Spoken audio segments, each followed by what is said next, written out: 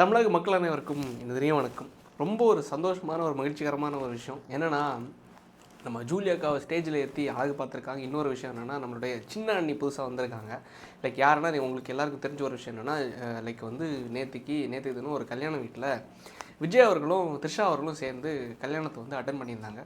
So இப்போ எல்லாரும் கேட்ட ஒரு விஷயம் என்னென்னா, சோஷியல் மீடியா எல்லாருமே என்னென்னா மென்ஷன் பண்ணி நம்மளோட அக்கௌண்ட்டை மென்ஷன் பண்ணி சரிடா புது அண்ணி வந்திருக்காங்களே எப்படி தான் முட்டு கொடுக்க போகிறேன் அப்படின்னு சொல்லிட்டு கேட்டிருந்தாங்க. என்னோடய கேள்வி என்னென்னா, நான் எதுக்கு அதை பற்றி பேசணும்? இல்லை நான் கட்சிக்காரனா? சத்தியமாக சொல்கிறேன், நான் டிவிக்கு கட்சிக்காரெலாம் கிடையாது. ஒரு டைமில் நாம் தமிழர் கட்சியில் இருந்தேன். டிவிக்கு வரும்போது விக்ரவாண்டி மாநாடுனால அவரோட பேச்சினால இன்ஸ்பயர் ஆகப்பட்டேன். அதுக்கடுத்து சரி கட்சிக்குள்ளே போனால் ஜால்ரா போட வேண்டிய வரும் என்கிற ஒரே காரணத்துக்காக நம்ம தவறு இருக்கிற இடத்துல நம்ம தவறை சுட்டி காட்டணும், இல்லை நல்லது பண்ணுறாங்களோ அதை பேசணும். ஸோ அந்த ஒரு காரணத்துக்காக நான் வெளில இருந்து பேசிகிட்டு இருக்கேன். அது விஜய் ஆதரவு நாம் தமிழர் ஆதரவெல்லாம் கிடையாது. திமுக இருக்கக்கூடாது. இந்த அளவுக்கு மக்களை பாருங்களேன். இதை நம்ம பேசுவோம். நான் 2 உதாரணத்தை சொல்கிறேன் பாருங்களேன். சிவகங்கையில் அந்த ஊருக்குள்ளே மானாமதுரை என்ற ஊருக்குள்ளே புகுந்து மக்களை அந்தளவுக்கு கண்ணு மூக்கு தெரியாத அளவுக்கு வெட்டுறாங்கன்னா, இந்த அளவுக்கு ஒரு கலாச்சாரம் ஒரு அரசுக்கு கீழே நடந்துட்டு இருக்குன்னா இதெல்லாம் நீங்கள் ஆதரிப்பீங்களா? நாங்குநேரியில் 9 பேர் 2 பசங்க திமுக ஒன்றிய செயலாளர் ஒருத்தருடைய வளர்ப்பு பசங்க. அந்த செய்தி வெளிலே வரல. திமுககாரன் டைரெக்டாக இந்த அளவுக்கு அவங்க இன்வால்வ் ஆகியிருக்காங்க. அதை ஒட்டுமொத்தமாக மூடி மறைச்சிட்டாங்கன்னா, இந்த அளவுக்கு ஒரு அரசாங்கம் இந்த அளவுக்கு செயல்பட்டு இருக்க பட்சத்தில் இந்த 5 வருஷத்தில் இது 2 கிடையாது. வேங்கவேலு, கள்ளக்குறிச்சி, கள்ளச்சாராயன்னு சொல்லிட்டு பல விஷயங்கள், பல மரணங்கள். மக்கள் தினம் டாஸ்மாகில் போய் சரக்கு வாங்கினா கூட அங்கே லோக்கல் கள்ளச்சாராயத்தை விற்று அதை குடித்து சாகுறாங்க. அந்த அளவுக்கு ஒரு அசிங்கமான கேடுகெட்ட ஒரு ஆட்சி நடந்துட்டு இருக்கும்போது இந்த கல்யாணம் என் கண்ணை மூடுமா என்ன? இந்த கல்யாண வீட்டில் பங்கு பெற்றது நம்மளோட மக்களோட கண்ணை மூடுமா என்ன? ஆனால் இன்னொரு விஷயம், நான் அதை நார்மலைஸ் பண்ணலாம் வரும்பில்ல. இவர் சங்கீதா அவர்கள் போன வாரம் தான் டிவோர்ஸ்க்கு அப்ளை பண்ணியிருந்தாங்க. இந்த வாரம் 2 பேரும் அந்த பெட்டிஷனில் தெளிவாக சொன்ன ஒரு விஷயம் என்னென்னா, அந்த நடிகையோட பேர் என்னங்கிறது நான் டிஸ்க்ளோஸ் பண்ண வரம்பில்ல, டிஸ்க்ளோஸ் பண்ண வச்சிடாதீங்க அப்படின்னு சொல்லி சங்கீதா அவர்கள் மரியாதை நிமித்தமாக தன்னோட கணவர் மேலே இருந்த மரியாதை நிமித்தமாக மென்ஷன் பண்ணியிருந்தாங்க. ஆனால் இந்த வாரம் அவங்க 2 பேருமே என்னென்னா கல்யாணத்துக்கு அட்டன் பண்ணியிருந்தாங்க. என்னோடய கோரிக்கை என்னென்னா, ஒரே ஒரு விஷயம் என்னென்னா, இடையில நாம் தமிழர் கட்சியை நான் விமர்சிச்சிருந்தேன், கிரிட்டிசைஸ் பண்ணியிருந்தேன். அது காரணம் ஒரே ஒரு காரணம் தான். அவங்களோட கொள்கைகள் கோட்பாடில் வித்தியாசம் இருக்கிறதெல்லாம் கிடையாது. அவங்க கொள்கை கோட்பாடெல்லாம் நல்ல கோட்பாடு தான். ஆனால் நீங்கள் திமுக விமர்சனம் பண்ணுறதை விட்டுட்டு இந்த டிவிக்கே விமர்சனம் பண்ணிகிட்டு இருக்கீங்க. இது நல்ல அரசியல் கிடையாது அப்படிங்கிற ஒரு காரணத்தினால தான் லாஸ்ட்டாக நான் நாம் தமிழரை பற்றி பேசிகிட்டு இருந்தேனே தவிர வேறு ஒன்றும் கிடையாது. அவங்க மேலே இருந்த கால் பண்ணச்சு ஒன்றும் கிடையாது. ஆனால் என்னோடய நோக்கம் ஒன்றே ஒன்று தான், மக்களோட நோக்கமும் ஒன்றே ஒன்று தான். திமுக ஆட்சிக்கிட்ட இருக்கக்கூடாது. இந்த அளவுக்கு கேடுகட்டான ஒரு ஆட்சி இருக்கக்கூடாதுங்கிற ஒரு காரணத்துக்காக தான். இந்த ஒரு காரணத்துக்காக நான் திருப்பியும் சொல்கிறேன், நான் எந்த கட்சியும் ஆதரவு கொடுக்கல. ஆனால் எல்லோரும் நீங்கள் ஒன்று சேர்ந்திங்கன்னா ஈஸியாக மேலே இருக்கிற இந்த தீய சக்தியை அகற்ற முடியும்.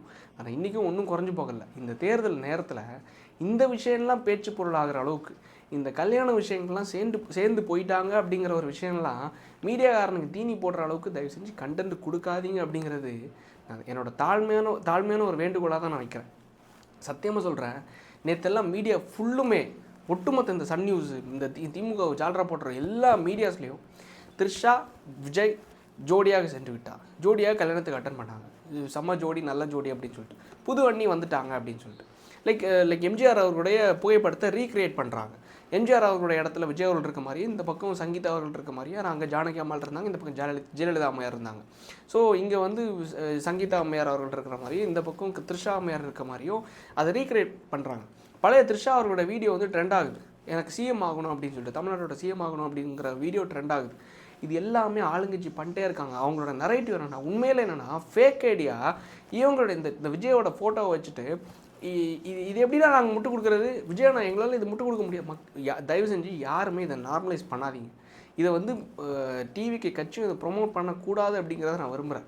கம்ப்ளீட்டாக அது ஒரு அஜெண்டா மாதிரி, ஒரு நரேட்டிவ் மாதிரி செட் பண்ணிருக்காங்க. என்னென்னா எல்லா மீடியாலையுமே இன்றைக்கி காலைல நியூஸ் பேப்பர் பார்க்குறேன், அதோட மெயின் பேஜில் மெயின் டைட்டில் என்னென்னா, எல்லா ஊடகங்களையும் மெயினாக ஒரு விஷயம் என்னென்னா, உங்கள் கனவை சொல்லுங்கள் அப்படின்னு சொல்லிட்டு ஸ்டாலின் அவர்களுடைய இந்த டுபாக்கு ஒரு திட்டம். 15 லட்சம் பேர்கிட்ட நாங்கள் கனவை கேட்டுட்டோம், 20 லட்சம் பேர்கிட்ட கனவை கேட்டுட்டோம். அதாவது இங்கே இருக்கிற மக்கள் பிள்ளைங்களோட எல்லாரோட கனவை செதைச்சிட்டு கம்ப்ளீட் அட்வர்டைஸ்மெண்ட், கனவை கேட்டோம் அப்படின்னு சொல்லிட்டு. ஆனால் அந்த மதுரை என்ற ஊருக்குள்ளே நடந்த அந்த கொடூர வெட்டு, அந்த கொலை முயற்சி, இந்த நாங்குநேரியில் நடந்த சம்பவங்கள்லாம் ஒன்றுமே ஹைலைட் ஆகலையே. அந்தளவுக்கு 9 பேர் ஈடுபட்டிருக்காங்கன்னா சரி, அதை விடுங்க, எல்லாத்தையும் விடுங்க. எவிடன்ஸோட தான் நான் பேசினேன். இந்த ஜூலி கிட்னி முறைகேடில் ஈடுபட்டிருக்காங்க அப்படிங்கிறது. சரி, எவிடன்ஸை நம்ம மட்டும் பேசக்கூடாது, சம்மந்தப்பட்ட அதிகாரிகளுக்கு அனுப்பணும்னு சொல்லிட்டு அதையே நாங்கள் எங்கள் சைட்லேருந்து அனுப்பிச்சிட்டோம். எல்லா எவிடன்ஸு டிரான்சாக்ஷன் பண்ணுறதுக்கான எவிடன்ஸ், அதை தாண்டி வந்து இவங்க ஆடியோவில் எல்லாத்தையும் ஒப்புக்கொண்டது, எல்லாத்தையும் அந்த டேரக்ட் இந்த சும்மா இந்த ரோட்டில் போனவங்க ஒப்புக்கொண்டதெல்லாம் கிடையாது. ஷர்மிளா என்ன அந்த புரோக்கர் ஒப்புக்கொண்ட எல்லா விஷயத்தையும் அந்த எவிடன்ஸை அட்டாச் பண்ணி பென்ட்ரைவில் ப்ளஸ் பெட்டிஷனை டிராஃப்ட் பண்ணி எல்லாத்தையும் சம்மந்தப்பட்ட அதிகாரிகளுக்கு அனுப்பிச்சி விட்டோம். அது பேச்சு பொருளாச்சா? கிடையாது. ஜூலி அவர்களை நேற்று எதுனும் சேகர் பாபுவில் அவர் உட்காந்துட்ருக்காங்க, சென்னையோட கிரேட்டர் சென்னை கார்பரேஷனோட மேயர் பிரியா அவர்கள் உட்காந்துட்ருக்காங்க, மேடையில் சென்னையில் வச்சு மேடை ஏற்றி அழகு பார்க்குறாங்க. ஏன்னா அந்த அந்த அந்த பொண்ணு பேசுது லைக் இந்த திராவிட கூட்டத்தை எந்த கொம்பனாலும் அழிக்க முடியாது, தீய சக்தி மேலே இந்த பிஜேபி உள்ளே வந்துடும், இவங்க உள்ளே வந்துடுவாங்க, எங்கள் தலைவர் உதயநிதி அவர்களை யாரும் தொட முடியாது, அவரை தொட முடியாது, இவரை தொட முடியாதுன்னு சொல்லிட்டு கம்ப்ளீட் பேக்கப் கொடுத்து வச்சுருக்காங்க திமுக. நாளைக்கு நம்மளை என்ன வேணாலும் பண்ணலாம், கம்ப்ளீட் பேக்கப் கொடுத்து வச்சுருக்காங்க. இவங்க பேக்கப் கொடுத்து வைக்கும்போது நம்ம இவ்வளோ விஷயங்களை ஆதாரத்தோடு பதிவு பண்ணுறோம். இந்த மாதிரி வந்து இந்த பொண்ணு வந்து கிட்னி முறையில் ஈடுபட்டிருக்காங்கடா, அதை பேசுங்கடான்னு சொல்கிறோம். ஒரு 2-3 சேனலில் இன்டர்வியூ கொடுத்துருந்தேன்.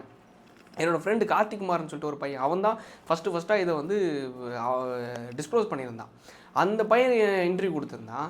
அதை தாண்டி வந்து அவன் வீட்டுக்கு போலீஸ் வந்துருச்சு இன்வெஸ்டிகேட் பண்ணுறதுக்கு. இவ்வளோ சம்பவங்கள் நடந்துச்சு.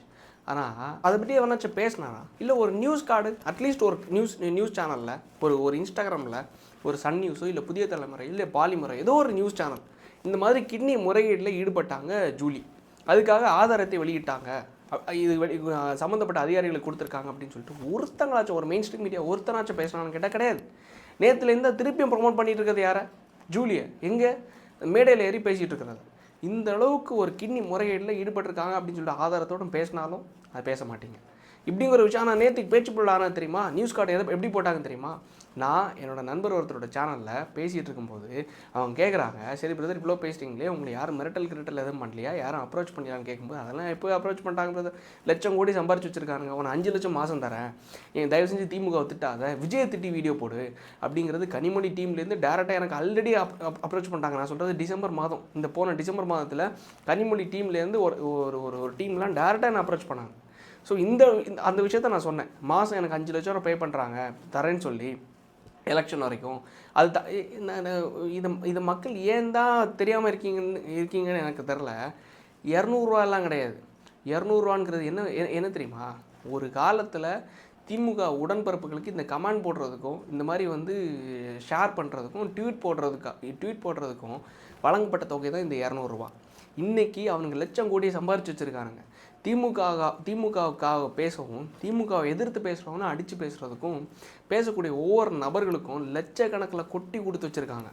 பேசக்கூடிய ஒவ்வொரு அண்டாக்களையும் எடுங்க, எல்லா அண்டாக்களுக்கும், நான் சொல்லக்கூடியது உங்களுக்கு புரிஞ்சிருக்கும்னு நினைக்கிறேன், எல்லா அண்டாக்களுக்கும் லட்சக்கணக்கில் கொடுத்து வச்சுருக்காங்க. இது அவங்களுக்கெல்லாம் இது ஒரு பேமெண்ட்டே கிடையாது. நான் அதை ஃப்ளோவில் பேசும்போது சொல்லிட்டேன். அதை நியூஸ் கார்டாக போட்டாங்க. நான் வேணால் அதில் போடுறேன்னே, அதை நியூஸ் கார்டாக போட்டு இன்ஸ்டாகிராமில் அது ட்ரெண்ட் ஆகிட்டுருக்கு. ஆனால் நம்ம பேசின கிட்னி திருட்டில் ஈடுபட்டார் ஜூலி, முறைகேட்டில் ஈடுபட்டார் ஜூலி அப்படின்னு சொல்லிட்டு ஆதாரத்துடன் பேசினதை ஒரு மீடியாக்காரனும் பேசலை. சத்தியமாக என்னென்னு தெரில. 2 வருஷம் ஜெயில் தண்டனை கொடுத்தாங்க ஒரு பொறுக்கி பயலுக்கு. யாருக்கு? இந்த சிவாஜி கிருஷ்ணமூர்த்தின்னு சொல்லிட்டு அந்த நாய் வெட்ட வழியில் மேடையில் ஒரு பெண்ணை கொச்சையாக பேசி, ஆளுநர் கவர்னரை கொச்சையாக பேசி அந்த அசிங்கப்படுத்தின அந்த நாய்க்கு 2 வருஷம் ஜெயில் தண்டனை கொடுத்தாங்க. அப்பீல் போனாங்க. செஷன் கோர்ட்டில் ஒரு நீதிபதி அந்த தண்டனையே நிப்பாட்டி வச்சுருக்காங்க. இதெல்லாம் எப்படி தான் ஒரு எத்திக்ஸ் எப்படிங்கிறது எனக்கு தெரில. இதில் என்ன ஃபேர்னஸ் இருக்குங்கிறதான் எனக்கு தெரில. இந்தளவுக்கு ஓப்பன் ஸ்டேட்மெண்ட் கொடுத்துருக்காரியா? இந்தளவுக்கு இந்த பொண்ணு முறைகேடில் ஈடுபட்டிருக்காரியா? அதெல்லாம் பேசுங்கன்னு சொன்னால் இந்த மீடியாக்காரங்க இது இவங்க எதை பற்றி பேசுவாங்கன்னு தெரியல. ஆனால் விஜய் த்ரிஷா ஜோடியாக சென்று விட்டார். ஆனால் டேம் ஷூராக சொல்கிறேன், இந்த ஜோடியை பார்த்தோம், இந்த புகைப்படத்தை பார்த்தோம், இந்த பவுட்ரு போட்டு லைக் இந்த சினிமா நடிகைகளை வச்சு மேடையேற்றி அழகு பார்க்குறது மூலமாக திமுக என்ன நினச்சிட்டு இருக்காங்கன்னா, நம்மளால் இந்த எலெக்ஷனில் ஈஸியாக ஜெயிக்க முடியும், மக்களை மண்டை கழுவிடலாம்னு நினச்சிட்டு இருக்காங்க.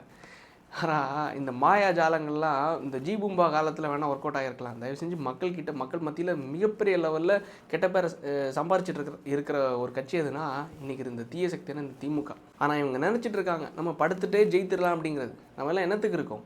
பேசி பேசி பேசி பேசி பேசி ஆனால் இன்றைக்கி ஒரு பெருமைப்படக்கூடிய ஒரு விஷயம் சொல்கிறேன். இன்றைக்கி உண்மையிலே சொல்கிறேன், படித்த படிப்புக்கும் சரி நம்ம செய்யக்கூடிய வேலைக்கும் இன்றைக்கி உண்மையிலே பெருமைப்படுறேன். ஏன் தெரியுமா? 5 லட்சம் ஃபாலோவர்ஸ் இன்ஸ்டாகிராமில் ரீச் பண்ணியிருக்கோம்.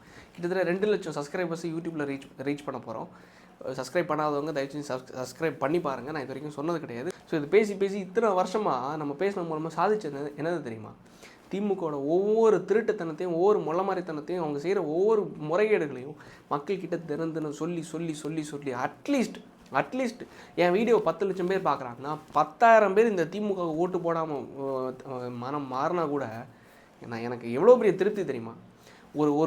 ஒரு ஒட்டுமொத்த ஊர் மக்களும் நேற்று இதெல்லாம் நம்ம பேசியிருந்தோம்ல, தோமையார்புரம்னு திருநெல்வேலி மாவட்டத்தில் இருக்கிற ஒரு கடற்கரை கிராமத்தில் இதை ஒட்டுமொத்த ஊர் மக்களும் கொண்டாடினாங்க, பாராட்டினாங்க. எதுக்கு? கிட்டத்தட்ட 15 கோடி ரூபாய்க்கான அவங்க ஊருக்கான ஒரு வாழ்வாதாரத்துக்கான ஒரு தூண்டில் வளையத்தை அமைத்து தர்றதுக்கான ஒரு வீடியோ நம்ம பேசணும். ஒரு வீடியோ, 2 வீடியோ, 3 வீடியோ பேசணும். நேற்றுக்கு ஆர்டர் வந்துருச்சு. ஸோ இந்த ஒரு ஊர் மக்களுக்கே நம்ம ஒரு உபயோகமாக இருக்கோம், நம்ம பேசியிருக்கோம். இன்றைக்கி அந்த ஊர் மக்களே சந்தோஷமாக இருக்காங்க.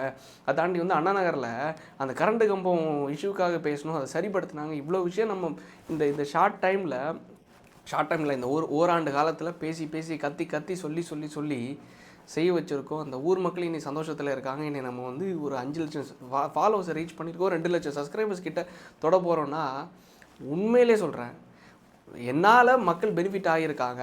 ஒரு 10,000 பேராச்சும் திமுகவுக்கு இந்த தீசக்தி ஓட்டு போடாமல் மாறி வேறு கட்சிகளுக்கு ஓட்டு போட போகிறாங்க அப்படிங்கிற ஒரு விஷயம் தெரிய வரும்போது உண்மையிலே மகிழ்ச்சியாக இருக்குது. இந்த டுபாக்கூர் தனமான இவங்க கல்யாணத்துக்கு போயிட்டாங்க, இந்த சில பவுட்ரு போட்டு சில பழமையான கலவிகளை மேடை ஏற்றி பேசுகிறது மூலமாக, மைக்கி கொடுத்து பேசுகிறது மூலமாக மக்களை திருப்பியும் மண்டையை கழுவிடலாம், ஜோக்கர் ஆக்கிடலாம் அப்படின்னு சொல்லிட்டு நினைக்கிற வந்து மீடியாக்களாக இருந்தாலும் சரி, எலும்பு துண்டுக்கு ஆசைப்பட்டு பேசக்கூடிய நபர்களாக இருந்தாலும் சரி, உங்களோட யுக்திகள் இந்த தேர்தலில் பலிக்காது என்று நம்பி விடைபெறுகிறேன். நன்றி, வணக்கம்.